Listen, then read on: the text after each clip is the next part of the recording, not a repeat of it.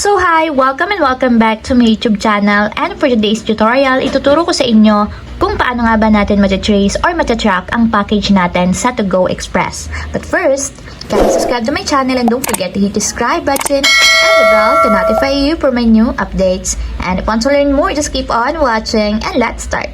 So yun guys, for today's video, kung meron kayong gustong i-track or i-trace na package, kung meron kayong gustong i-trace or i-track na package, unang-una is dapat meron kayong tracking number. So, mostly naman guys, ang tracking number is sinasend yan sa atin or binibigay yan sa atin ni sender. So, ang gagawin nyo lang guys, ikakopy nyo lang yung tracking code. And take note nga pala guys, ang code ni To Go Express sa tracking number is nabubuo or kinocompose ng 9 codes. So, ikakopy nyo lang yung 9 codes na yon, and then after mo nung makopy yung tracking number, pumunta lang tayo sa Google Chrome browser or any browser na inyong mobile device.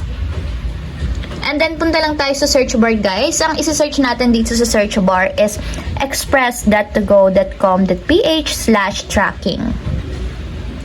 Then, after yung matype guys, isearch nyo lang. At automatic mapupunta tayo sa website ng To Go Express Track and Trace. So kung makikita nyo guys, meron ditong enter tracking number. So ang gagawin nyo dun sa kinapin natin kanina, ipipaste nyo lang dito yung code o yung tracking number. So yan guys, na-paste ko na. Ang gagawin nyo naman is tap nyo na yung search. So yan guys, kung currently nasa delivery pa or under delivery status pa yung inyong package, lalabas dito kung nasaan na ba yung inyong item or package sa To Go. So ayun lang guys, ganun lang kasimple kung paano nga ba natin matatrack and matatrace ang package natin sa To Go Express. If you have a question, comment down below and don't forget to hit the subscribe button and the bell to notify you for my new updates. And thank you for watching!